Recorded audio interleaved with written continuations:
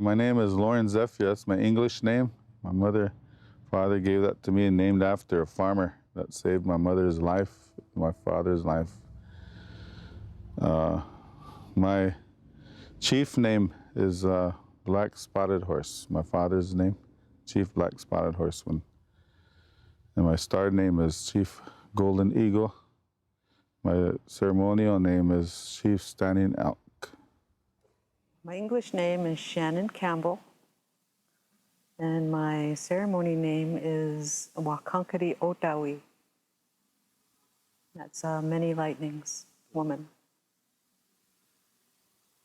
What is your spiritual name mean to you?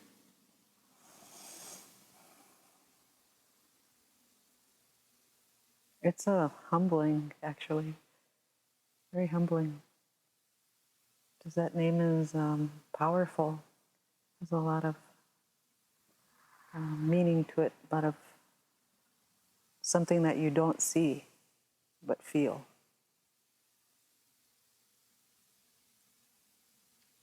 Can you relate to that? Yeah. In what way? Because a lot of what I experience is not seen. It's something that's felt.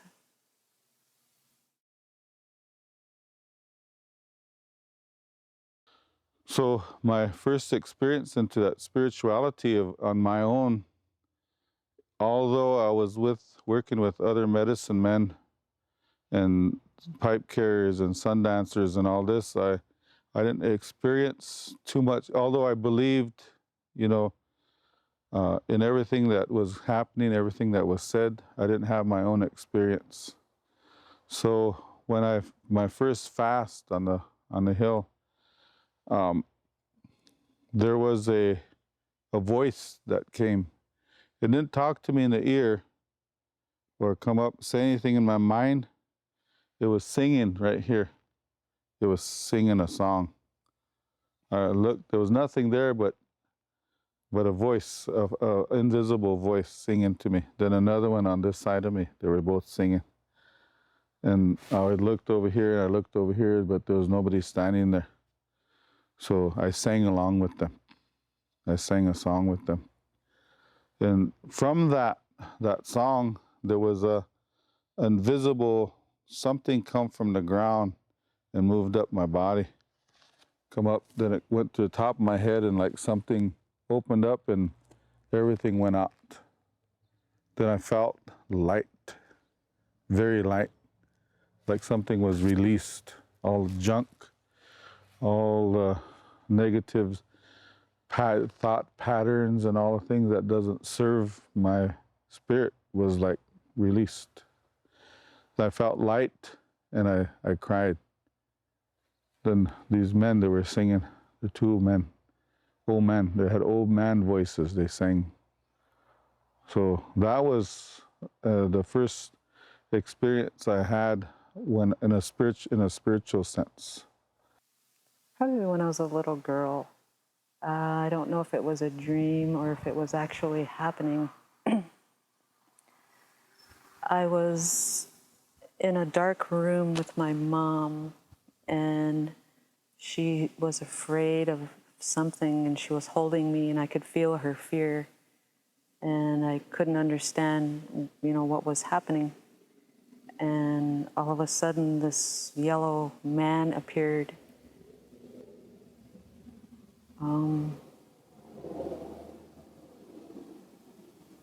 I couldn't tell if he was real or if he was an apparition.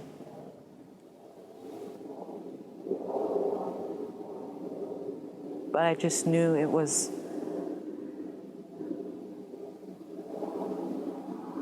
something that wasn't an everyday, ordinary occurrence.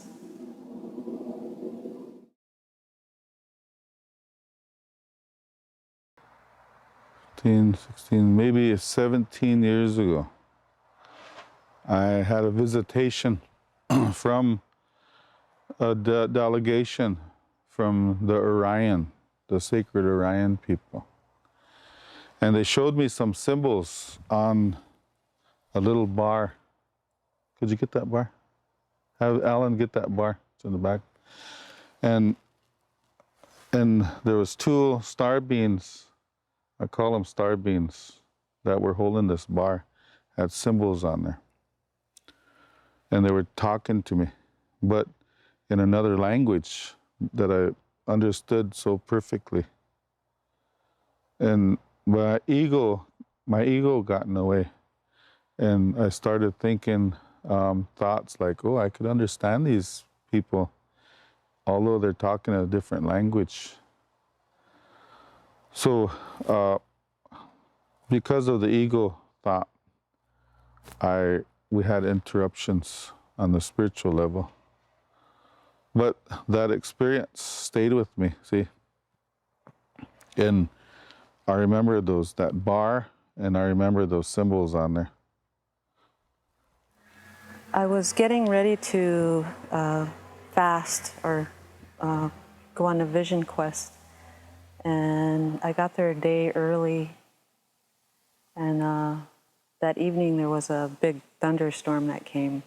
And there was lightning all around the 4 directions. And it was pretty intense. And the next day we had more women show up, and there was another woman that was getting her name at the same time as me, and she didn't have a plume, and the women wear the plumes. So I shared the extra plume that I had with her, and we got our names at the same time. It was almost like a dream. And it didn't hit me until after the ceremony was over. The man that we went to for the ceremonies is my companion's nephew. And one of his altar spirits was named Many Lightnings. And he came into the ceremony and he said that he knew me from before, from another lifetime. And that here in this lifetime, he wanted me to carry his name.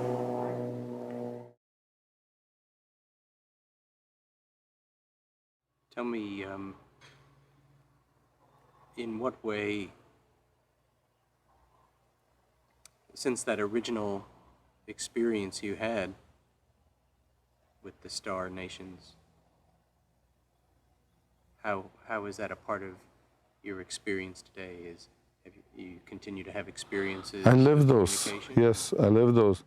Which every law, we are all masters of the law, simply because we've broken them. We've broken every law in this universe. So it's time to walk through our experiences and remember what we've done to help others remember the beauty of the law instead of the opposite of it. It's interesting, this project I used to think was about letting every person tell their story, but then someone gave me a book a couple years ago called Listening is an Act of Love, and I realized that the project was about listening, not telling. And I'm wondering if it seems like you believe the world has a lot to learn about listening. Mm-hmm.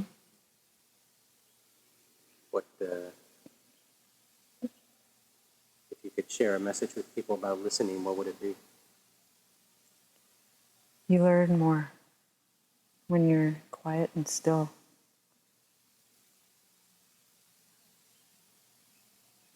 Than you would if you were a chatterbox.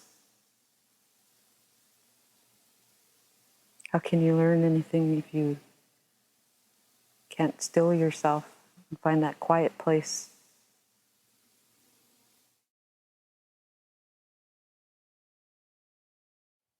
This song is the song that came in a dream and it's a melody that kept going over and over in my head. So I was asked, I walked around to most of the relatives on our reservation, the singers and the elders, and I asked if they ever heard the melody, and they said, no, it's similar to maybe a Sundance song or something, but they never heard the song before. So that that was like an obsession, the melody. So I went to visit one of my grandmothers, and I asked my grandmother about the song.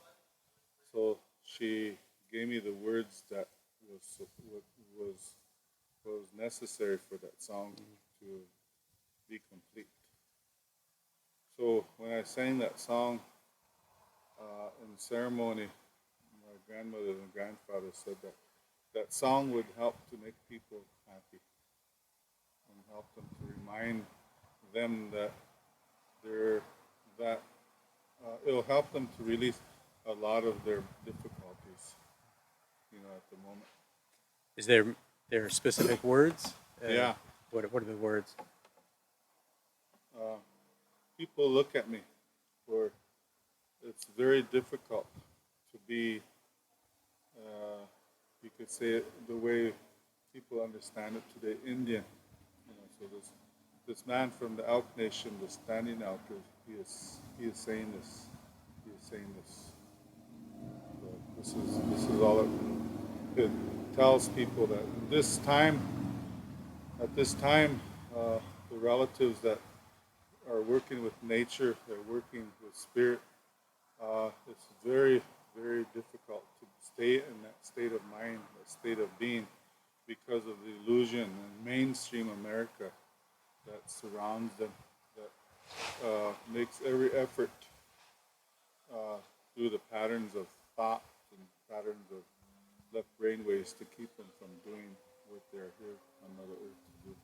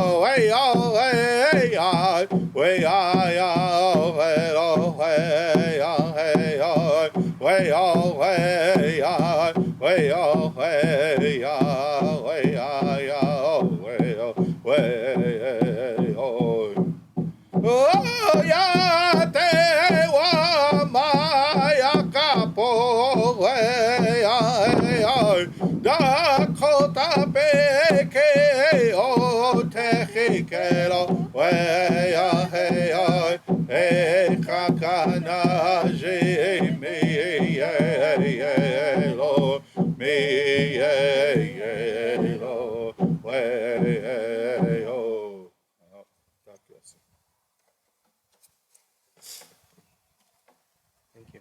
Yeah, we slept in a place where there was cats, so we got fur balls in our throat.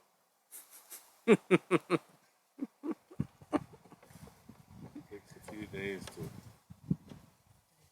digest. Well, then a hairball will help you soon. Yeah, then a hairball. Well, thank you both so much. Okay, thank you.